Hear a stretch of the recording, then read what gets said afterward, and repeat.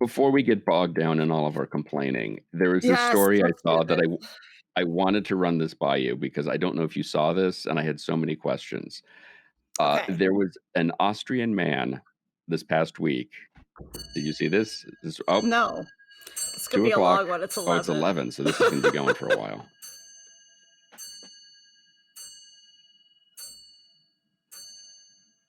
And this is the second clock, so I think Okay. we missed the other clock somehow. Oh, fingers crossed. I know. Okay. So there's this Austrian guy, um, Mhm.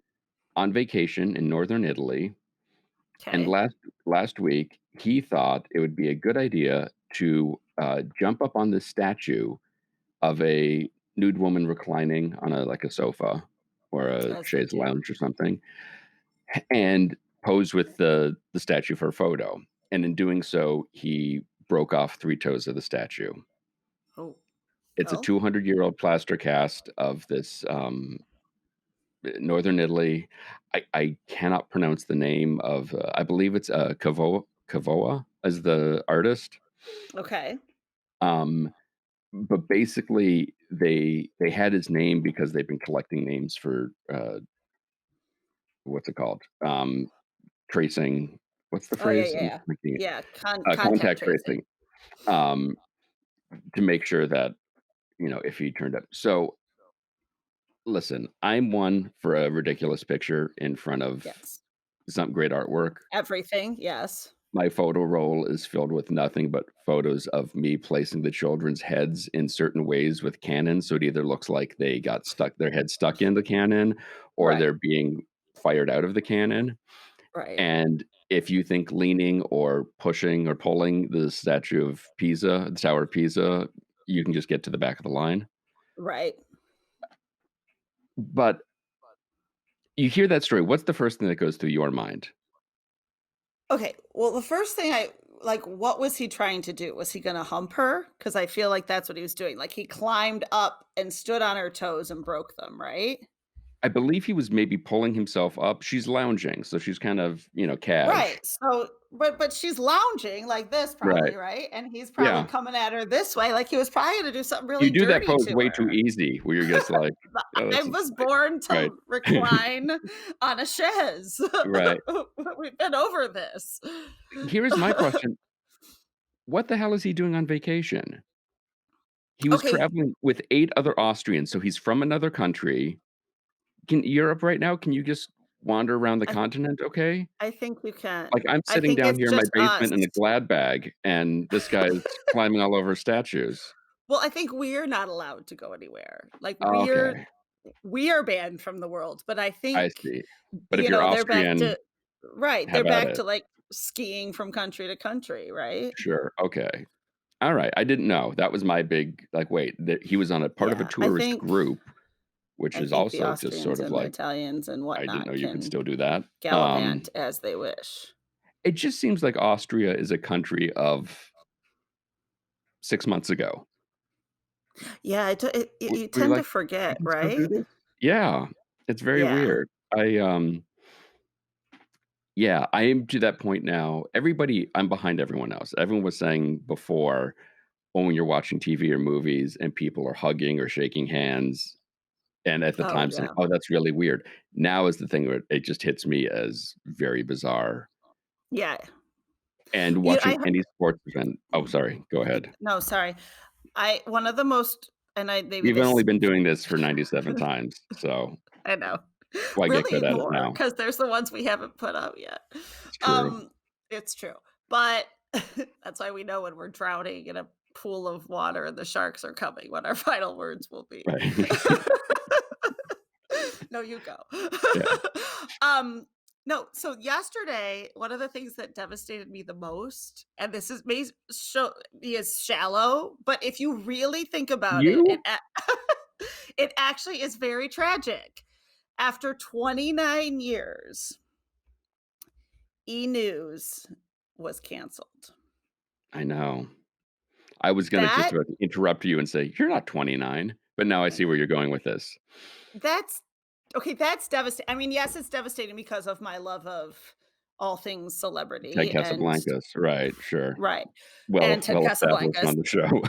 ex of ex of the very handsome Greg Louganis, who will never Right. be on the show because I he probably has a restraining order against me.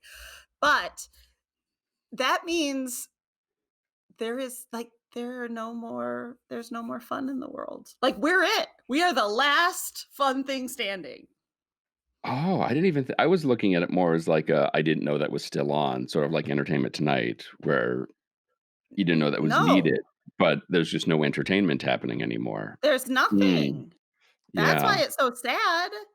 yeah, There's no I mean, the whole channel is built around that, right? Like, yeah, no, very E! much News so. is yeah, so now all that's left are Kardashian reruns and us. We are the cheese. We are the cheese.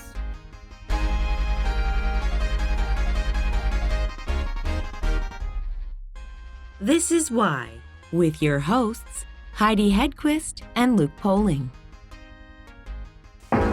Baby, let me take you where the action's hot. Action, action, fun. You can ride the excitement and feel the part rock.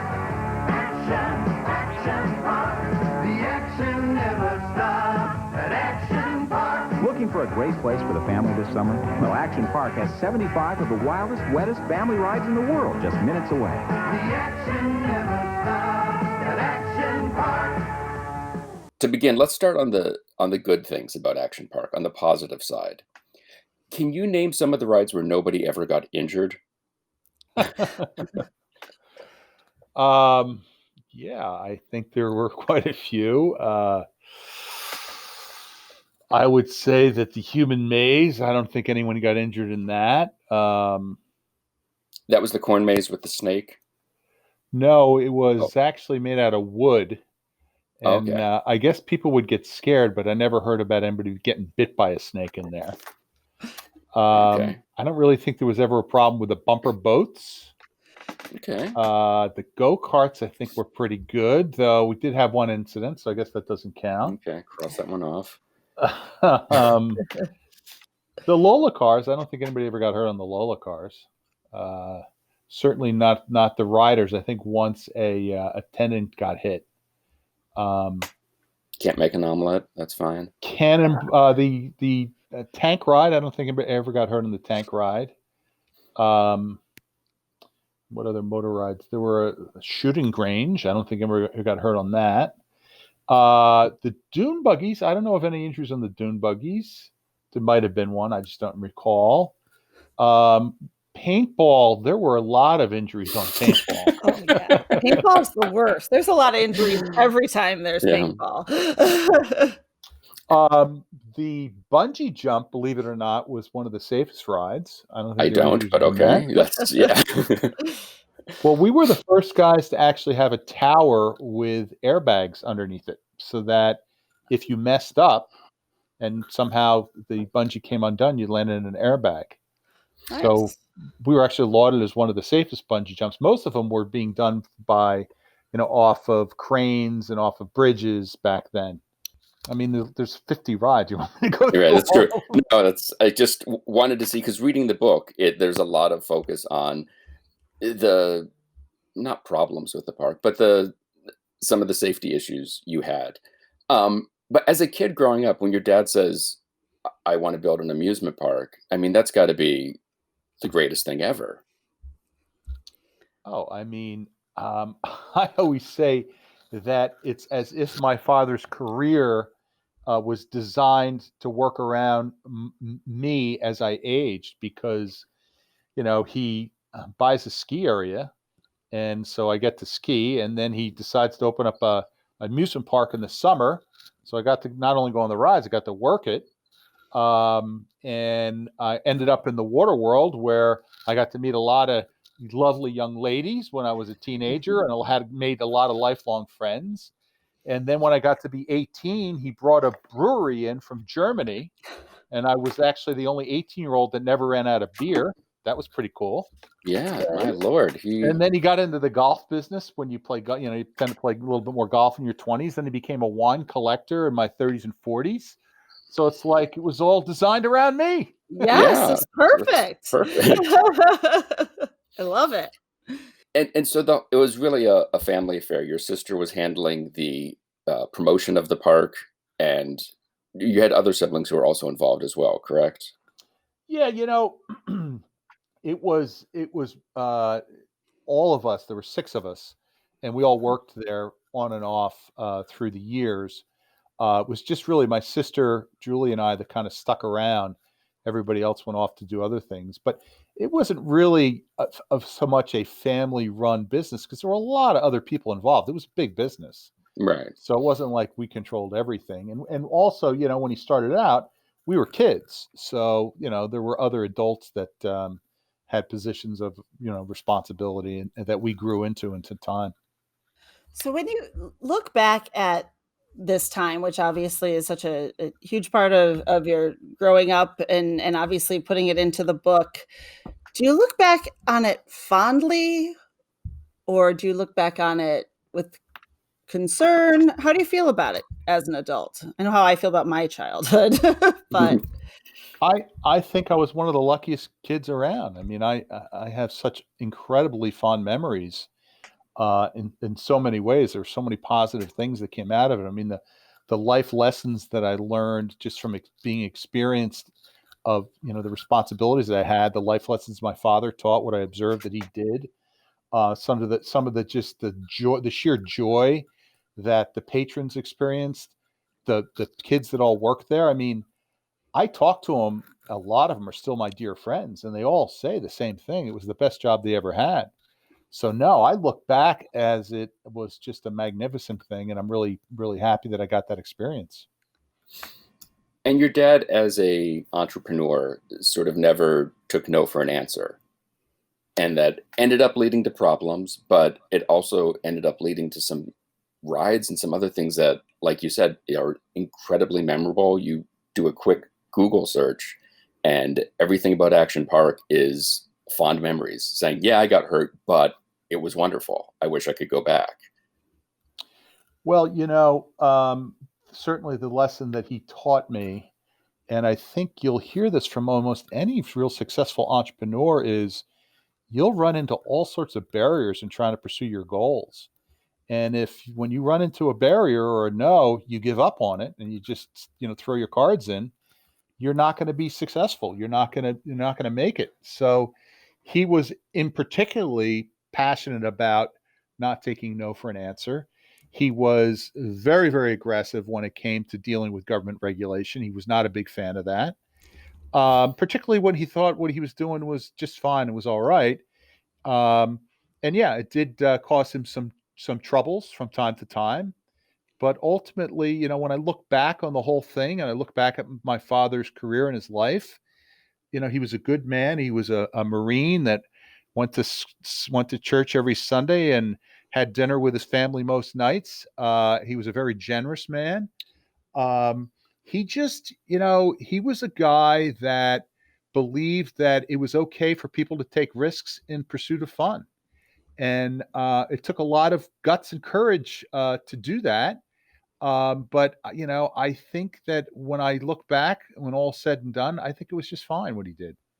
I mean, we can certainly get into it in a lot deeper because I have a lot of thoughts on it, and Right. you really have to read the book to um, understand the whole perspective of it.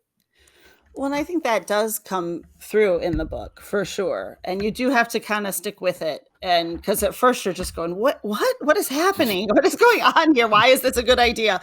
But it does, as you get through, it does evolve more and shows those sides. And I think you do paint a wonderful picture of your father in it as well.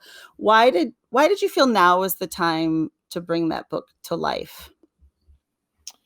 Well, we had been me, my family, and my friends have been sharing action park stories for a long time. And it always was something that I wanted to share. I wanted to memorialize. And certainly after my dad's passing, which has been about 8 years now, it just felt like something that we should do because it was really a special thing that happened. And everyone that went to Action Park has a story. We've got Hmm. hundreds, and I just thought picking the best ones and putting them in a book would be a good thing. And when I saw that Johnny Knoxville was going to make a movie inspired by Action Park, and I talked to him about it, I said to myself, Andy, what are you waiting for? Reading the book, reading about, I mean, you were, especially when it comes to the wave pool, you were literally thrown into the deep end as far as managing and trying to keep people safe. But at the same point, reading the book, there's an element where I'm sitting here going, this sounds really, I'd love to just see this in action. This Right. sounds wonderful. And it's great that it's that's going to be something that you can see, because it left me wanting to go rewatch Adventureland or anything else at an amusement park, just to sort of get that feel of it has so much a feel of the 80s and of summer in the 80s too, which I was wonderful to be able to go back to all of that. How do you feel about amusement parks now? If you go to an amusement park, do you enjoy it? Do you think it's like, meh, this is nothing? I am an observer when I go to amusement parks. I find it fascinating to see how they operate. I'm not a guy that likes to wait in lines. I don't really care about roller coasters. I'd actually rather get on my mountain biking and take my daughter to Moab and go mountain biking in the backcountry and go camping or go skiing. I'm really more of an action sports kind of guy. But I do appreciate seeing something new and unique that people have executed well or run well, or laugh at, the poor performance sometimes, and the trouble people get themselves into. One of the most famous attractions at Action Park was the Cannonball Loop. And I know you've got some stories in the book about the testing, the implementation of it, and the fact that this oft-closed ride is sort of one of the centerpieces of the park. Could you tell one of the stories of the Cannibal Loop, because they're fascinating and wonderful and everything. It's great. It's funny. If you think about it, everyone wants to do, and whatever they're doing, they want to be able to do this 360-degree thing, whether it's on a skateboard or a bicycle or a motorcycle. And so, to just the idea of having a water slide that did like a 360-degree inverted loop is just incredible. And I don't really remember how I first heard about it. I know he was doing some sketches on napkins. We put that in the book, but I just remember going up to the park one day, and it was before we were open, and I happened to have my hockey equipment in the car, thank God. And he says, hey, I got this new ride I want you to test. And it was set up in the parking lot, and it didn't really, he had the thing set up, but there wasn't any pool that it emptied out into. It was just like emptied out into the parking lot. So I think they put like a tarp down and some hay bales. And anyway, he says, come on, give it a shot. And so I'm like, I put my hockey equipment on, and I went up there, and it was a long, steep incline, and it was into a black hole because there's no lighting in there. And it was scary to the idea of going in there. But I was a young guy at 17. I felt pretty invincible, and I jumped in and got going fast. And then all of a sudden, you hit the upslope, and it was like having your stomach pulled through your throat. The force of that. And then when you go hit the loop, and you're going up and around the loop, it's pitch black, and you get totally disoriented. And when I came out, it wasn't like, wow, that was fun. It was more like, oh my God, I survived. And that ride was a incredible idea. The problem with that ride was you couldn't ensure that the rider would stay on the wall or stay on the slide. So imagine, you're going down the slide, and then you go on the upslope, and you want to stay on the wall with your force on the upper wall. But if you weren't going fast enough, you could fall from the upper wall of the tube to the lower wall, and that meant you could smash your face. And that's what led to, somebody got their teeth knocked out, another guy broke his nose. And, we wanted to try to perfect it, and we figured if you controlled for weight, you might be able to do that. But even that, it's funny how people, it's just body position, the way they hold their hands or their arms, or what pushes down. We couldn't get it so it was consistent. And So we had tried it and we gave up on it and sat there for a number of years. My father did not want to say that he couldn't do it. And then what we did is we tightened the loop so there was less chance of you coming off the wall. And we got it open for a little bit, but it still created some injuries and we had to close it. So it never really happened, but it sat there for a long time. And when people would just see it, because it's one of the first things you saw in the park, they would just be like, oh my God, what kind of a place have I come to? What have I done? That one actually sounded really fun to me. I would have actually smacked my face on it for sure. But I always loved roller coasters that went upside down, and I love water, so it would have been the perfect place for me to break my nose. Is there what stands out as of all of your memories? What's your definitive memory from your time at Action Park? Oh my God, you can't ask me that. There are so many memories. I mean, a typical day, which was a phenomenal day. I looked forward to going to work. It wasn't a chore; it was an adventure. But we get there early in the morning, and be still cleaning up from the day before. I'd be hustling around to make sure that we swept here and swept there. My father was really meticulous about trying to keep the place clean, though we don't always have all the resources we needed. The park grew much faster than any of us expected in the attendance, and so we were always chasing to have more bathroom facilities and garbage cans and all. But anyway, we'd get the place ready, and then we'd open the door, and the people would flood in. Actually, before they would come in, I'd greet a lot of my workers who were my friends, who we probably were doing something fun the night before, and we'd laugh about it. The people would flood in, and then the day would fly by because I would be going from one issue or emergency or situation to another. I mean, I tried to manage methodically, but then all of a sudden things would start to happen. I'd just be reacting, and it was hard work. And I had a lot of good guys and good gals that worked for me that worked hard too. And at the end of the day, we'd be pretty beat up. We'd be pretty tired, tired emotionally, physically. But often, my dad was wanted to have festivals, and so he built this fest house tent, and he brought the brewery in from Germany, and he would bring in live music, and we'd have Polish festivals, German festivals, Irish festivals, and so we would go after the water rides would close when I was working up there. We'd all go down to the fest house tent, and we'd drink big steins of beer, which were great after a hot day of sweating all day, and eat some ethnic food and dance with the old Polish ladies and maybe meet some other young gals, and it was just like it was the greatest. It was the most fun. So the park closed in 96. Did your father get to see the sort of legacy and the warm memories that so many people have of this park and this time? Oh, I mean, he would be reminded by his friends and by business associates. I mean, I can't tell you how many times we'd have somebody up that we were promoting on something else we were doing, and all they wanted to do was talk about Action Park, Um, but he kept his eye on the amusement park because he was an entrepreneur. He was involved in a lot of different things, and the thing that really struck me is when our time at Action Park ended, and he no longer was involved, and he put his blood guts into that.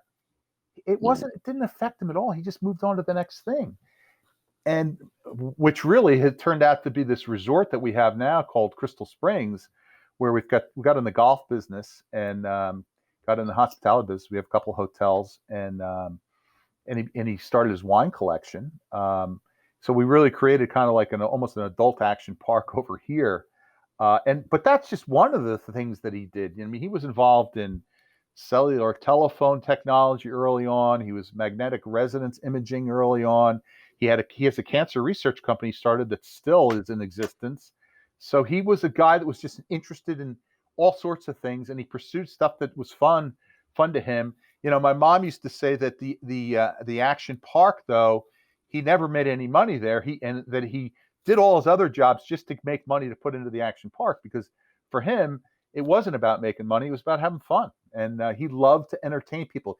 He wanted to show people something they'd never seen before, and that's one lesson I learned from him is if you're going to do something great, do something special. Don't just check the box, blow it up, and it's inspiring when you meet a guy like my father who was not only creative and was fearless, he was a great promoter. He was a very, very generous man, and he could really, really motivate people. I mean, I got a great story that's not really related to the park about him. After he died, if you don't mind, I was down at the Jersey Shore and I was thinking about renting a house, and a realtor was showing us me and my wife, some homes, and she was acting kind of weird. And finally, she kind of stops and says, "Are you Gene Mulvihill's son?" And I'm like, "Yeah. I mean, have you met him?" And she turns and looks at me and she says, "Your father changed my life." And I'm like, "Oh, here we go, another story." And she says, "I met your father like, I don't know, 3 or 4 years ago. He had since passed." And she said, "I was a new realtor. I'd been at it for like 6 months and I was doing terribly. I mean, I was really not doing well at all. I was really nervous because, he was a big player and I'm showing him around, and he could tell I was nervous, and he asked me what was wrong. And I said, "Oh, I've been in this real estate racket now for 6 months. I'm not doing so well. I just don't think I'm going to make it." And she says he looked, he just stopped. He says, I had a mutual fund business. I had thousands of salesmen working for me, and I could spot talent. I can spot talent. And I can tell you, I've observed you and the way you handled yourself. You are good. And not only you're good, you're really going to be great. You're going to make it, because I can tell you, I know, and I can tell you, you're going to do great." She says from that day forward, all of a sudden she had this confidence, and it changed her life. And it was just, he didn't need to tell her that. I mean, he wasn't promoting her. He wasn't trying to hire her. He was trying to help her. And it just, that's the kind of guy my dad was. Andy Mulvihill's book, Action Park, Fast Times, Wild Rides, and the Untold Story of America's Most Dangerous Amusement Park is available right now from Penguin Books. You can get that wherever you buy your books. Be sure to follow Why the Podcast on Facebook, Instagram, and Twitter, and check out our YouTube channel for some additional great Why content. If you're so inclined, please leave us a review and let us know how we're doing. Today's show is produced by myself and Heidi Hedquist. Our reluctant executive producers are John Sauvé and Sandy Stone. Our graphic designer is Samantha Mustonen. Our intern is Randy Jeanette. The theme song was performed by the Electrosyntho-Magnetic Polyphonic Orchestra. This one's for Philippe. Thanks for joining us. Flash, we're coming home. Nigel, is that you? Are you here, Nigel?